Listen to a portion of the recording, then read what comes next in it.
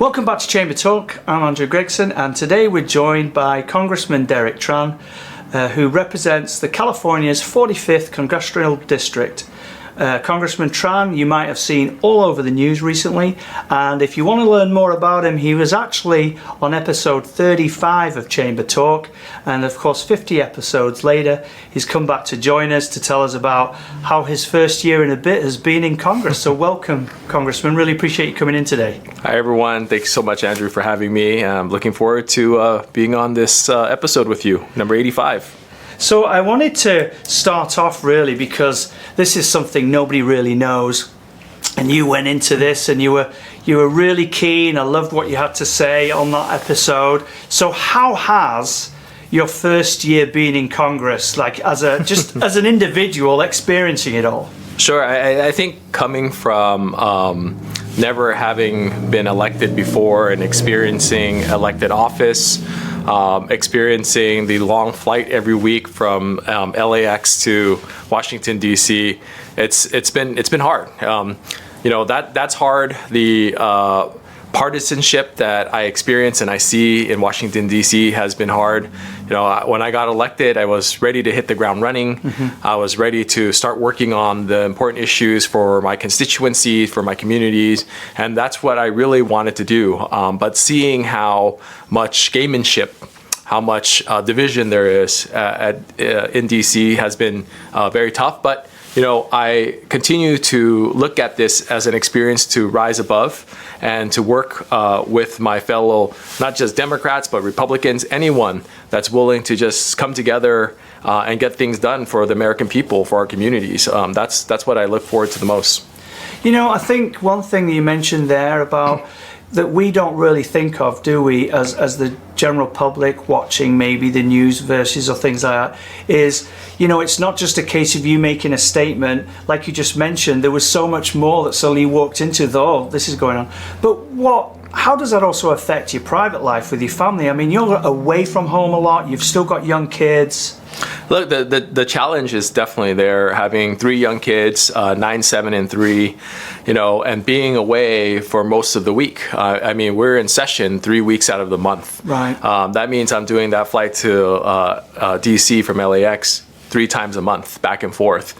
But I come back for my family. I come back for my community, because I think it's very important to be here on those days that I'm not in Washington, D.C., eating at my local businesses, talking to the constituents on the streets when I see them, chatting with them and seeing what's top of mind at the grocery store.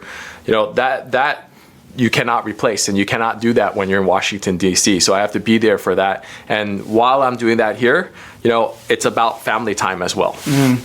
No, it makes sense, because you got to fit it all in, especially being a husband and a father, right? It's very important. So when we last spoke, obviously you're a candidate, and now you're governing. What would you say surprised you the most about the job since you took office? I think it's a tough job, and sometimes folks and the media and TV shows and movies they glorify the position. This is a Congress member or a senator or someone that goes to Washington D.C. and passes laws, and it's this high profile job, and it is. Yes, but it's a very hard job. Beyond legislating, you have to listen to your community. And believe me, our communities are very loud and very vocal. So you always have to be there for them, listening to what's important to them. And the hard part is not that. I love that part. I love learning what the issues are for my communities and using my platform, my position to effectuate change for them. I love that part.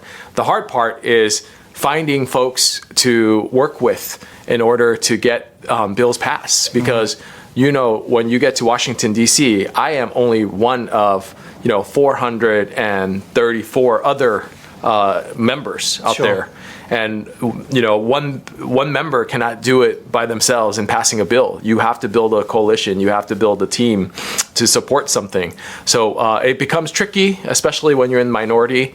But I am absolutely very proud of the work that I've been able to bring back and accomplish for my community in the last year. That's good to hear. Whilst you're serving, you're also on the House of Armed Services Committee, and also the House of Small Business Committee, which that's very helpful. I appreciate you doing that.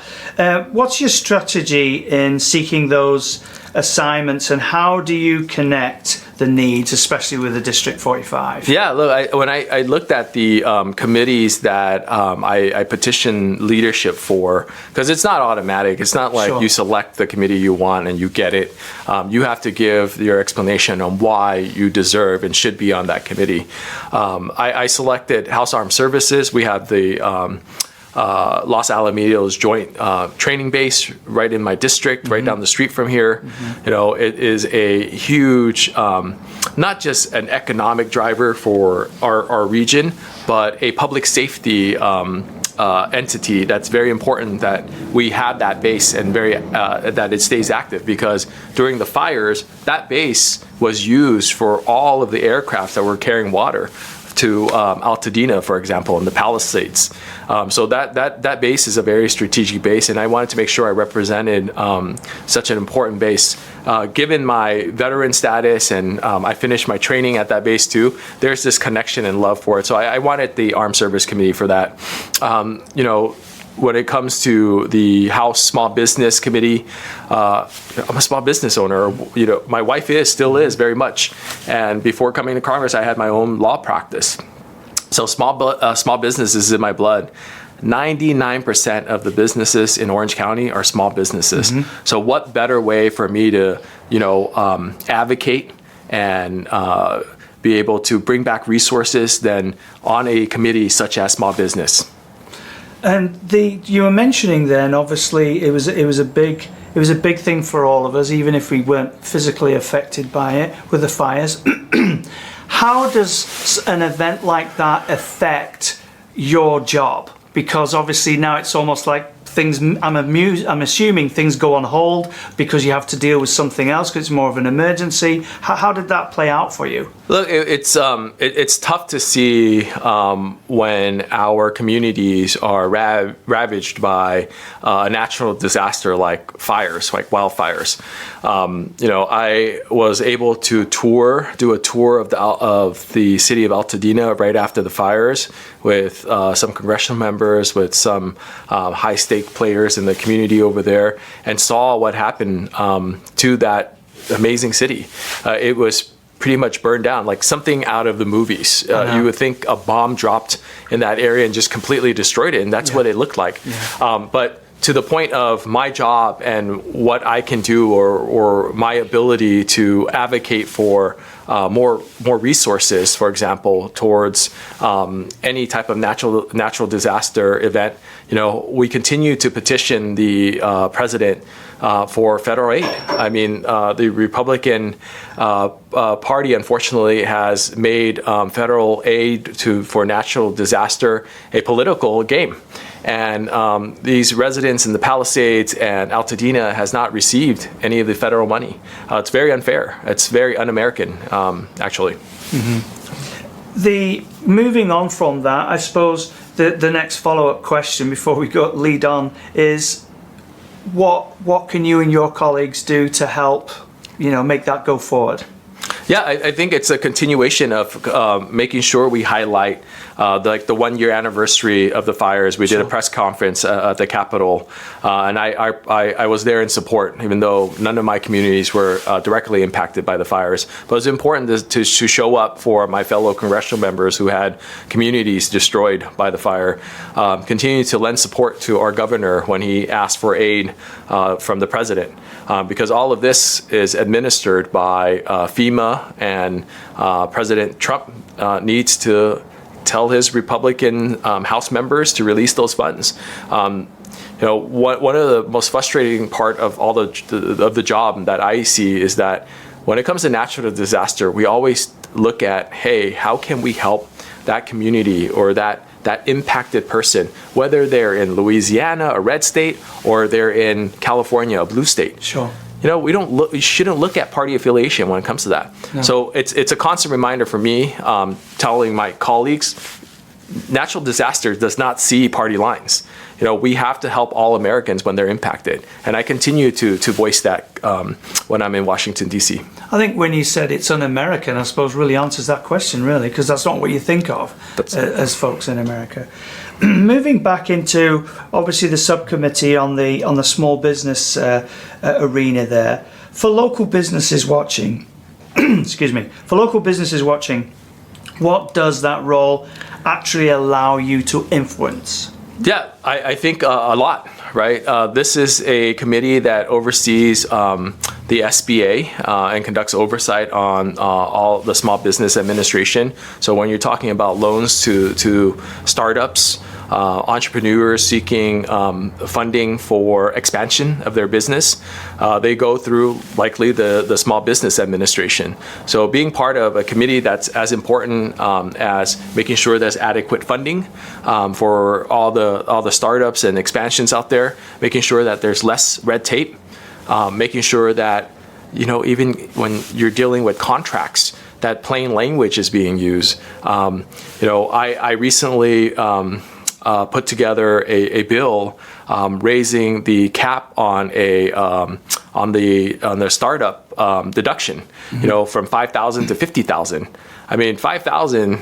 It's not much. It's not much. Really. It's not much. It's nothing for a business to start. Be able to pay the permits and stuff like that to get started, and it's gone. Yeah. You're right. Yeah. So even $50,000, I don't think it's enough, but it is 10x what it is currently at right now. Right. So I'm very proud of that type of work. Like, I can bring my perspective to the Small Business Committee and share my experiences in having a small pharmacy with my wife, and how hard it was for us to get an SBA loan, because we got an SBA loan. Right. So those are some of the highlights that I can bring back and share that I've done in the Small Business Committee. Didn't you do something about a baby food tax relief act? That is a bill that I put together as well. When I saw these egregious tariffs, the policies that the president was putting out there on tariffs, it just was something that impacted so many families out in my community. I heard from them right away that baby bottles, baby formula, other products like high chairs the prices were just skyrocketing. Right. I mean, if you look just at the tag of where these products come from, unfortunately, it's all overseas, right? 90-something% of our baby products come from overseas. Sure. And these tariffs, the impacts of these tariffs, whether it's 25% or 40% increases, it flows down to the consumer, and they're responsible for that. So immediately I took action with my team, and we put together a bill to exempt, at the very least, baby products, high chairs, formula, bottles, because we want to take care of these working families. They are spending way too much money every single year. They can't afford an extra few hundred or even thousands of dollars on cost to these products just because of an erratic tariff policy. Now, talking about tariffs, and I don't want to get deep into it because I don't wish to put you on a spot or anything here, but overall, has there been movement where other countries are maybe not charging as much as they did, which was originally part of the problem, let's say, and then it's leveling out? Or are we still in this we don't know what's going on stage? I think we're very much in a confused, erratic nature of the whims of this president. One day he announces 40%, 70% tariffs, and then the next day, it goes down to 20%. The hard part is for these businesses, whether they're large businesses or small businesses, who have to buy products and resell here in our country. Right? They're paying these high costs, and they can't plan out their budget, for the next 6 months even, because of these tariff policies that are so erratic. So it causes them not just stress, but financial strain. And ultimately, if they can afford to pay those extra tariffs, they pass that on to the consumers. No, it sounds like you, because even watching online, you're very aware of cost of living and things like that, and I know you've spoke on it quite a few times. You want to share a little bit about what you've been working on for that and how it'll filter down to us, hopefully eventually. Look, I mean that's always been one of my top priorities in Congress.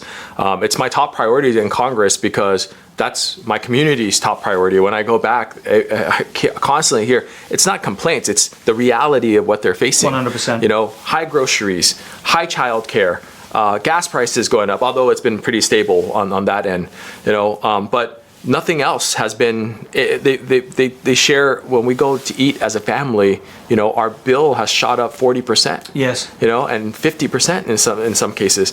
And that's not fair for them. So they want you to focus as they're elected on making sure costs are low.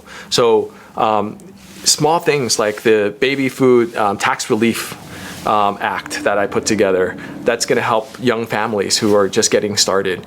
The continuation of making sure we hold corporations accountable for greedflation, like overcharging consumers. That's something that I'm always actively looking at, making sure that I protect my constituents. But beyond that, there are just so many other issues that my community care about. But that is at top of mind when it comes to what they want me to focus on.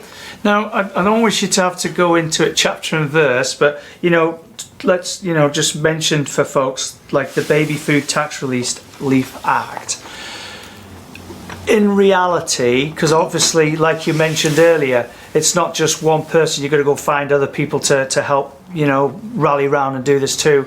In reality, when do you think things like those types of reliefs will hit the street where we as the consumer will start seeing that? Yeah, look, I don't have a crystal ball. Sure. All I can commit to is that I continue to work very hard trying to get bipartisan support for my bills. This specific bill, along with so many others, I'm having and struggling to find bipartisan support. But there are bills where there are support for, like the small business, 5,000, 50,000, increasing those caps for business deduction, a startup.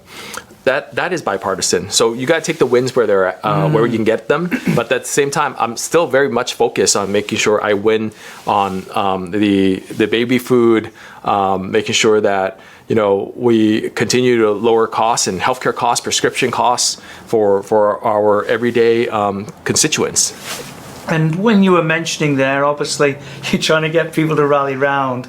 Are there a lot? Do you find, regardless of what party, do you find that it can be a challenge to work with? Because, like you said, there's 430 odd people, 430 other mindsets. Like, is it a really hard challenge, or do people find a level playing field? Look, I think it is a challenge, but it's like everything that you do in life.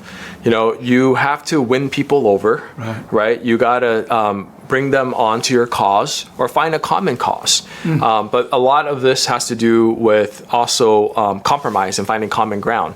So you can't have it your way, 100% of the time. You gotta work with each other to find that common ground, and that's something that I've been very much focused on and dedicated to. That's why I've been able to get bipartisan support on something as simple as plain language in contracting. That's a bipartisan bill between Democrats and Republicans pushing it forward. We find common ground on those type of issues.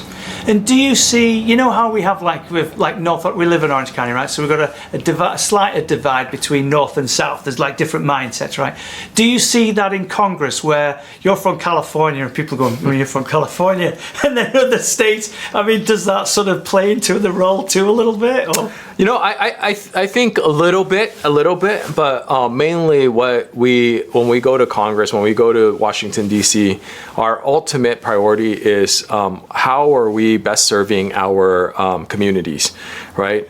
Cost of living is something that's a problem across all 50 states. Right. Doesn't matter if you're red state or blue state, it impacts you. Healthcare, wanting healthcare, making sure that's affordable. That again crosses all 50 states. It's not just a California thing or a Texas thing. Where you're sat, do you feel that there's still sometimes too much government interference, or that we need to move back a bit, or is it just you're trying to make a level playing field? How do you see that? Look, I think it's a little bit of both. I think when you look at permitting reform and bills that we're trying to make sure that there's less red tape, less bureaucracy out there, I'm for it. If you look at my voting record, I've been voting with a bipartisan with my Republican colleagues where we can reduce bureaucracy and red tape. I think that's very important. But there is, as you mentioned, level playing field. That is something that's always going to be very important, right? We always want that underdog to be able to have the same opportunities that anyone else would have. And if we can help just a little bit, maybe we should. And I keep an eye out for that. But at the same time, over-regulation, bad. Yeah. And how do you mentioned earlier that you've had, you're pushing quite a few different bits and pieces through. What seems to be your most proud, I suppose, is a right word, but what are you most happy or pleased about what you've been pushing forward? It seems to be working in the right direction for you right now. I think when it comes to using my platform and my soapbox to make sure my community is heard in Washington, D.C., I was very proud of the Baby Food Tax Relief Act. 100%, because that's something that so many struggling new families are having issues with, and that they've been sharing with me. And just to be that small voice for them, and to bring forward a bill like that for that community, those starting families, is a big deal. It's important to me. Another big win I had, though there was no bipartisan support, so it's still very much kind of stuck in Congress right now, is the Protect Veterans Jobs Act, one of my first bills that I brought to the floor. When I saw the mass firing from DOJ, and that firing was impacting our veterans. These are people who risked their lives to protect this country, donned the uniform to make sure that you and I have the same freedoms and that we were guaranteed by our Constitution.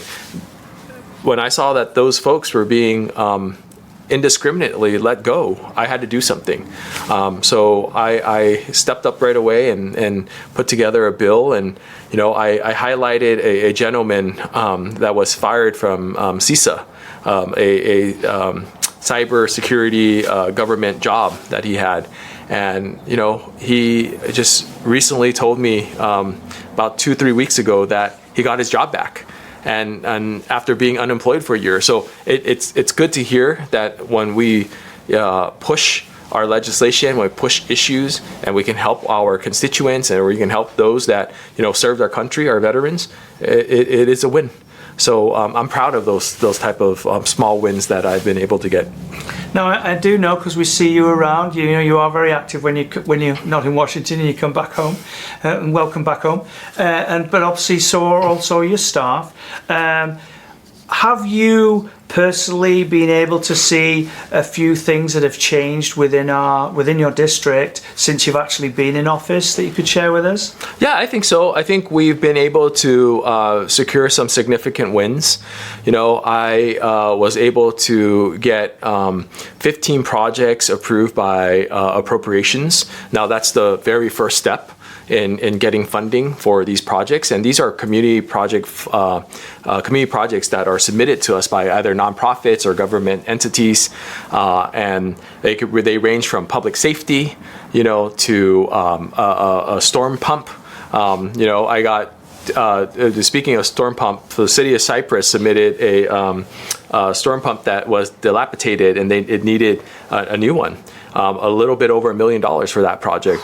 Got that project through the House. Wow. So now just waiting for the Senate and then the president to sign, and they're going to have their money. So nice. It looks like it's headed in the right direction. We'll get them the funding within the next month or so.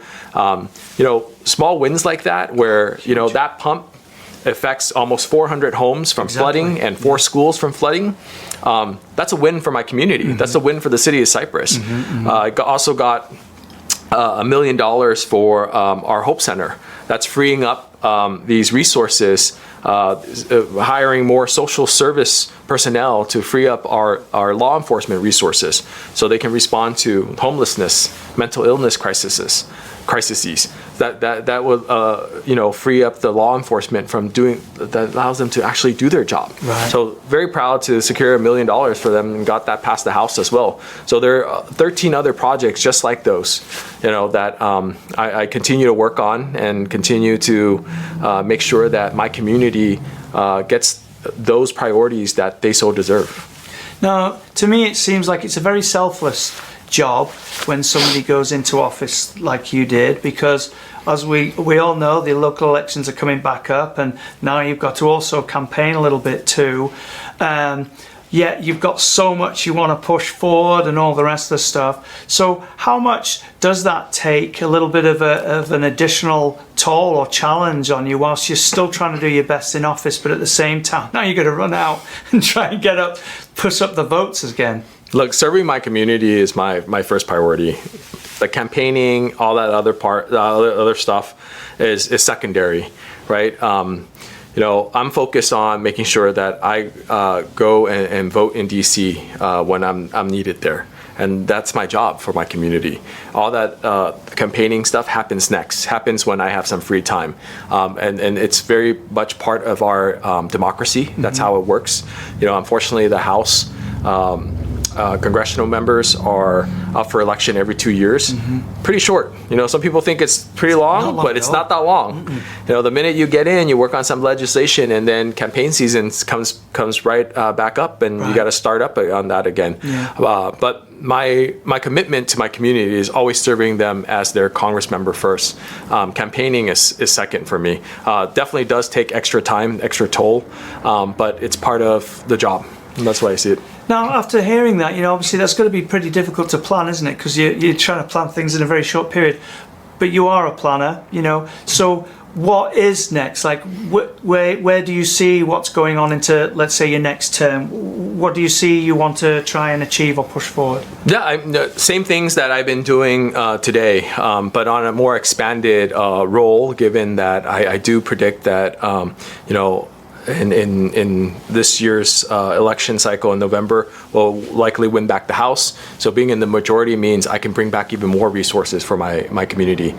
Continuing to focus on cost of living issues, continuing focusing on crime and immigration enforcement. What we didn't talk about at all is I've been hearing from our small businesses as well that they're not supporting the ICE enforcement that's happening right now. Their workers are scared to come to work because of what's happening. Their workers are scared to send their kids to school, so they're staying home with their kids instead of going to work. That doesn't help our small businesses. It doesn't help our economy. These are the things that I want to continue to focus on. And we're going to get more of a chance to focus on that once the majority is with my party. Talking about that, I know there's no specific data yet because it's still new, but personal experience is, yes, it has taken a toll on local businesses, right or wrong. I'm just saying it really has. Folks haven't been turning up for work, which is hard for the business owner then to continue. There's a lot of construction businesses, especially the small ones, because we're dealing more with the small businesses that they're finding it difficult to even remain open because now they don't have any workforce.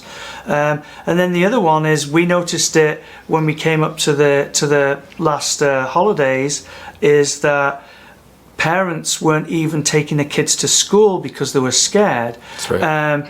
And we're not choosing that somebody's right or wrong here. It's just we have to try and fix that. So I suppose on that point,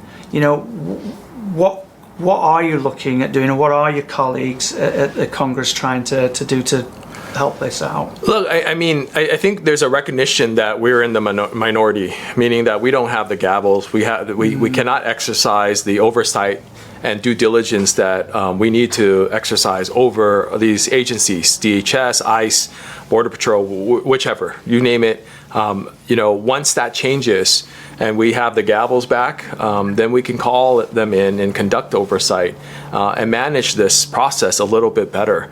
I don't think it's healthy for any community to have this type of fear where, you've been in this country for 20, 30 years paying your taxes, maybe going to your green card check-in and then now getting detained, or a family member that gets detained.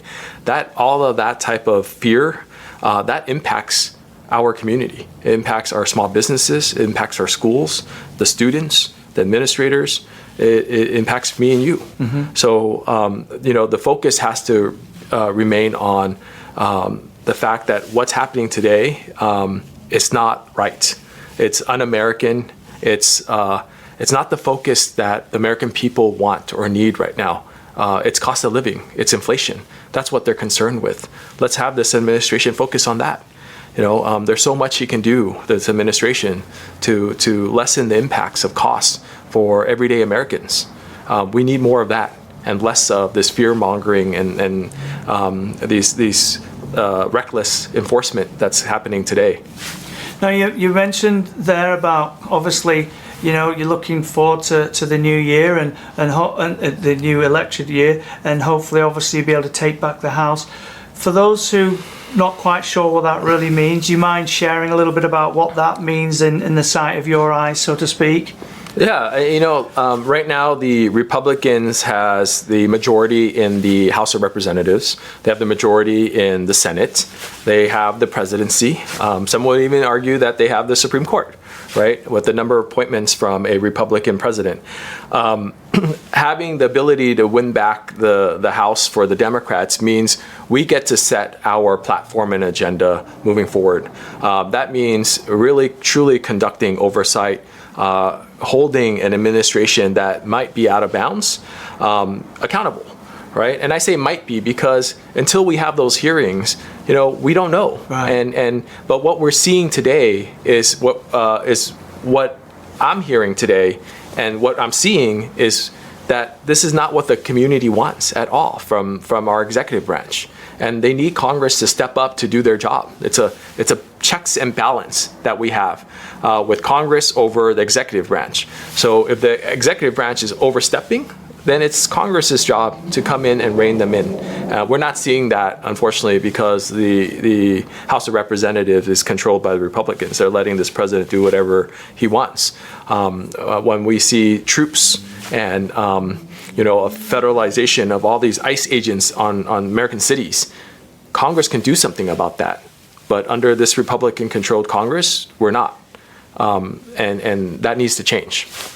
Now, I appreciate your time today, and I know you're a busy guy, and you're on your time right now, and we want to get you going. So I'm going to cut it short a little bit because, unless there's something else to share, but I want to give you the opportunity that, as we do all the time, is there something we've missed and you want to share that with us today, or maybe talk about it? I'd like to give you that opportunity. Thanks, Andrew.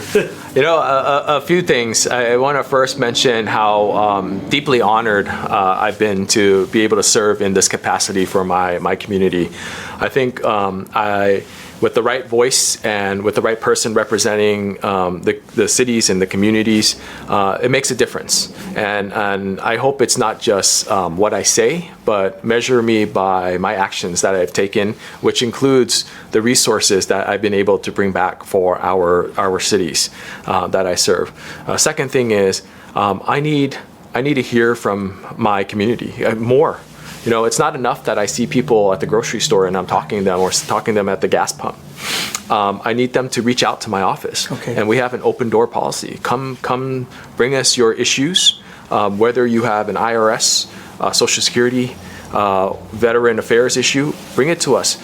If you have a small business and you see something that you don't like, or too much red tape, too much bureaucracy, come to us, let us know. I can't be everywhere. I depend and rely on those that can be vocal to call in and let us know. And we're all ears. So I ask for that help for my community.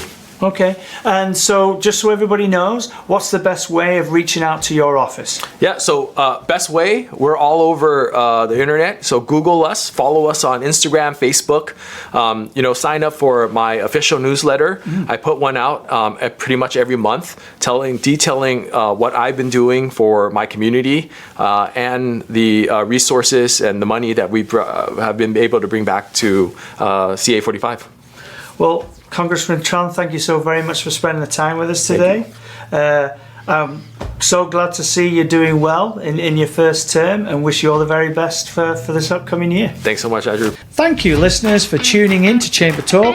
Until next time, stay inspired and connected by visiting nocchamber.com and selecting Sign Up for News at the homepage. For more interviews, visit chambertalk.podbean.com.